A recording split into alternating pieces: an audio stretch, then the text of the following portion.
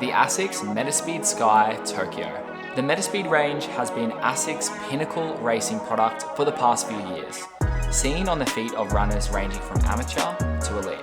The Sky is designed for stride-style runners and comes with a huge update to the midsole, with an addition of the new FF Leap ATPU foam, making it a perfect choice for racing 5K all the way up to the marathon. In today's full review, I'm going to be talking everything Metaspeed Sky Tokyo. So what are the updates, the performance, how have I been using it, who do I think this shoe is for, and why the hell I'm so excited for it.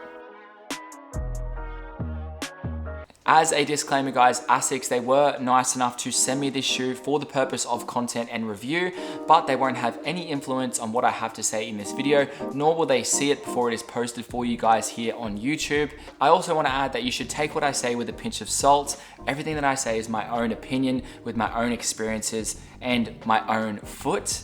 Okay, so what works really well for me might not work really well for you at all. So the best thing you can do is go down to your local running store, support them, try on a whole bunch of different shoes, and then happy days. All right, let's dive head first into the specs. It comes in at 170 grams for my US 8.5, which makes it a very, very competitive shoe on the market. It's got 39.5 millimeters in the heel, 34.5 millimeters in the forefoot, which gives it a 5 millimeter drop.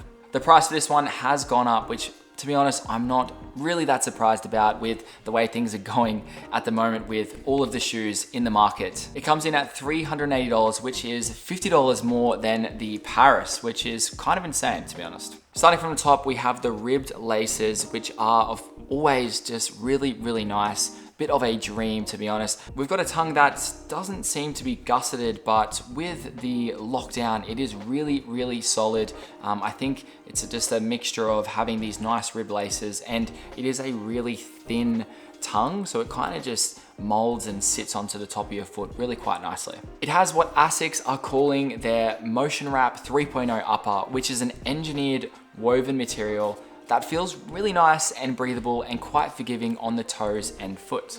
Moving down to the midsole, which is where all of the magic happens. So we've got two layers of foam here. So the top layer, you can kind of see that it is separated here by that line. So the top layer above the plate is the FF Turbo Plus foam. And then underneath, we've got a brand new ATPU FF Leap foam, which is a brand new foam from ASICS. And you will also find that one in the Metaspeed Ray. One of the main differences between this, the Sky, and the Edge is in the Edge, it is actually reversed. So on the top, you've got the FF Leap, and on the bottom, you have the FF Turbo Plus. What does this all mean? It can be a little bit confusing, but basically the FF Turbo Plus is a more resilient and more stable foam, and then the FF Leap is a fair bit softer, but really, really responsive. So in the Sky, because the bottom slab is all that new FF Leap, it can feel a little bit unstable.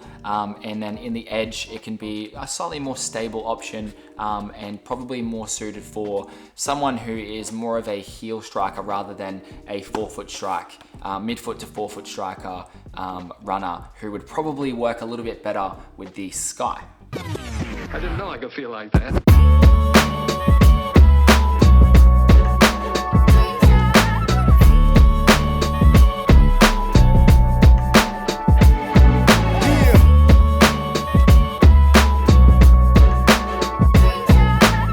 So how does it feel? I've raced twice in the Sky Tokyos. Firstly, I ran an all-out 5K last Saturday in these, and they were exactly what I wanted. An extremely light, snappy racer that will keep up with me through those twists and turns at high speeds. A shoe that feels like it's helping me on my run and pushing me forward, not a shoe that I feel like I'm fighting against. And secondly, it wasn't technically a race, but I was damn running like it was one. Basically, there's a 10-kilometer segment that a couple of the guys from my group created while they were training for the Boston Marathon a couple of years ago.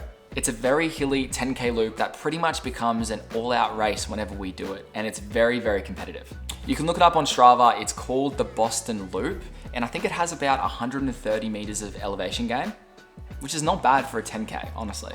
And I actually ran that this morning and I wore the Tokyos, and wowee, did they feel bloody good. Here's the damage though from this morning.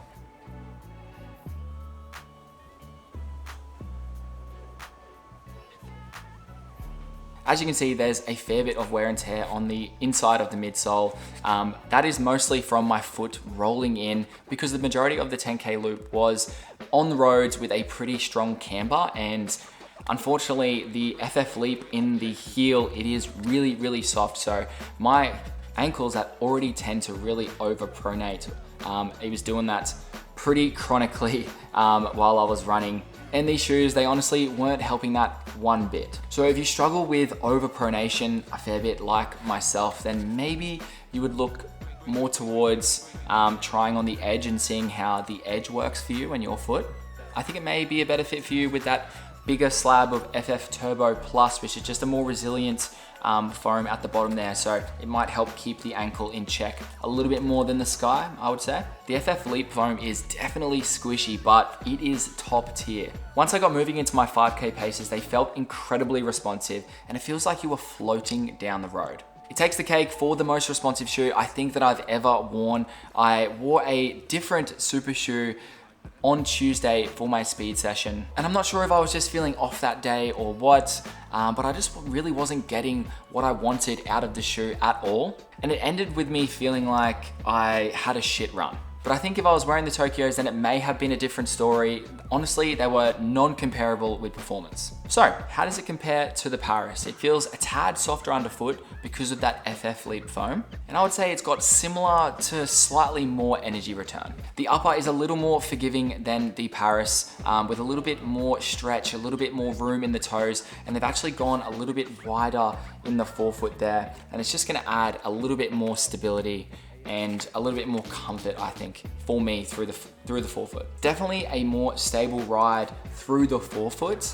I would say it's slightly less stable through the heel, just because they have made it a fair bit softer than the Paris in the heel.